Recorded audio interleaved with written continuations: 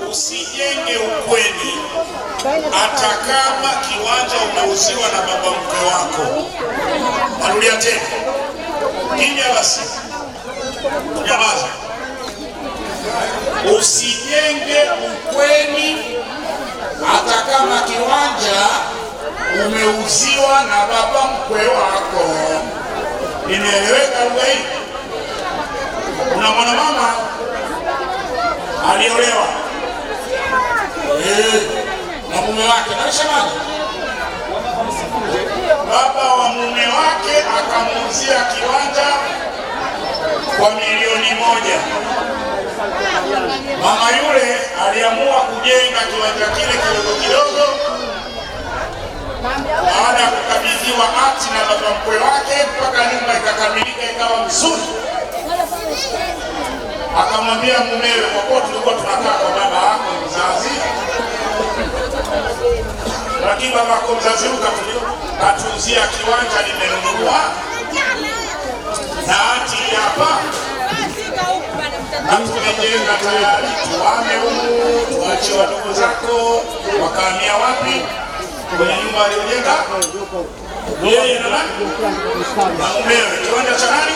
Kauziwa na nani? Kiwanja kauziwa na nani? Je, wanaisha hivi? Yule mwanamama alipoania na mumewe kwenye nyumba aliyouziwa kiwanja na baba mkwe wake, akapata dharura kwako na kumuuguza mama yake mzazi. Kamuuguza. Hatimaye Mungu naye fundi.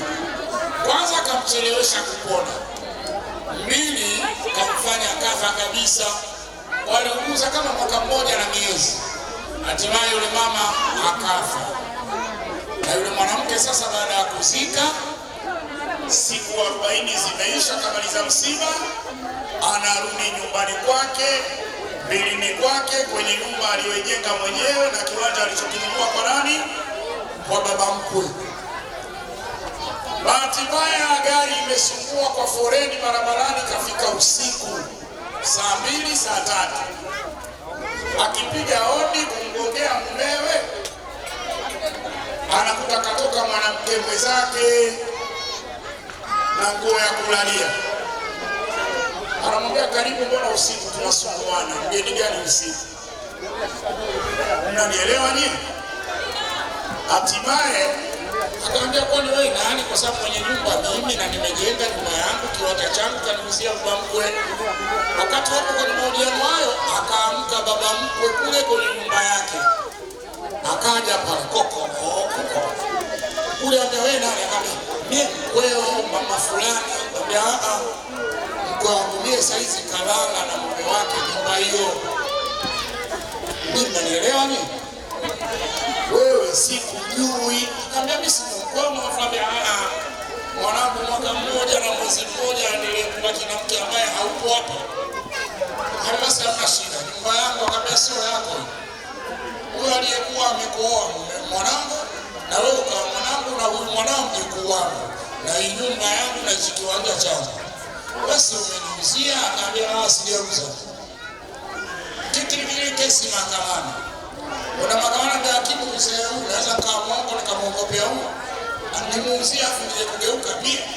Akimwambia kweli haustahili, basi kesi imeisha. Yule mama analia, kaliwa vilio vingapi? Kakosa nini? Mume, halafu nyumba. Sasa amekuja mtu anaitwa Kingo Property Company Limited, kampuni inayouza viwanja kwa kuwauzia wenye hali ya uchumi wa chini 1500 kwa siku. Sala la nani? Ili kuokoa adha na maudhi yanayotokea sehemu mbalimbali. Kiwanja hichi ukiuziwa kiwanja cha Laki6 unatanguliza 50,000, kila siku unatoa shilingi 1200. Ikikamilika Laki6 unapewa kiwanja chako. Ikitokea bahati mbaya umekufa, ndugu zako wakienda wanakusanyiwa hela zote ulizochanga wanapewa. Au umetokea umeshindwa katikati ya kulipa, unakusanyiwa hela zako unarudishiwa, kiwanja anapewa mtu mwingine. Sala la nani? Wazee wetu walikuwa hapo zamani wanaambiwa Kariakoo Mali. Ilala wakasema kuna Mbigiri. Wananyamala wakasema kuna Simba. Masaki au Mikocheni wakasema bonde la Mpunga. Kwa Sisiani wakasema kuna uwanja wa ndege. Mbagala wakawa wanaita shamba huko. Manzese wakawa wanasema kuna wahuni. Jamani, Kibugumo kuna kiwanja, wakasema porini huko atakaa nani? Wakiambiwa Sinza kuna viwanja, wakasema au Tabata sa bonde la Mpunga hilo hanunui mtu. Tegeta wakasema au Mwenge, wakasema mbali sana huko wakae mtu. Sasa hivi nani Mwenge anaweza kununua kiwanja? Hakuna gharama kubwa Kariakoo anaweza kununua kiwanja sasa.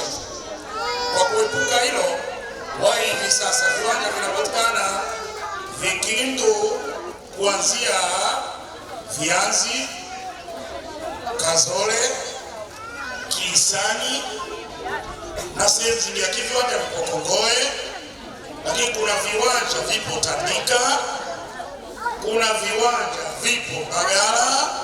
Viwanja vyote vya bei yake nafuu na lipa kidogo. Kiwanja umekinunua kwa bei kubwa milioni 2, unatakuliza laki 2, unalipa 2,500 kila siku.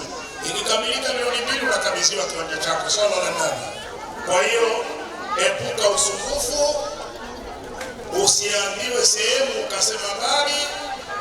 Inatakiwa ujitahidi ununue kiwanja, baadaye kunakuwa mjini. Tumeelewana Na lingine la kuzingatia, hizi nyumba za kupanga hizi, ukiumwa ukiambiwa na mganga chukua nyungu kainamie, mwenye nyumba hataki nyungu Kwa hiyo nyungu ufanyia wapi? Ndani kwako. Kwa shilingi ngapi? Laki 6 tu. Laki 6 hiyo unatoka pamoja. Unauza na chapati zako, ikifika jioni unatoa 1,500 unaingiza. Miezi yako 5 au 6 tu unamiliki nini? Kiwanja. Gari Costa ile pale imepaki pale. Tutapanga tarehe, mtatembea ile Vikindu yote, tutakuonyesha viwanja vyetu yote. Kwa hiyo unachagua ukisegani bure, utapelekwa bure, utaonyeshwa bure na chakula cha mchana bure. Yaani unakuja wewe tu. Tutakuja hapa saa 2 asubuhi, tunakubeba tunakupeleka gari bure, na mchana utakula wali kwa kuku kama sio biliani. Bure. Na vinywaji juu, maji, juisi. Kisha utakagua utakachokipenda utapewa. Hujataka ushaona, sisi tumekwambia usije baadaye ukazeekea kwenye nyumba ya kupanga. Na ukiwa mzee macho tu amekundu zaidi zote chao usilipangishe. Utakuwa unakimbiwa kila nyumba unaenda. Chakula wanakaa watu 3. Hakikisha kila mtu kwenye sahani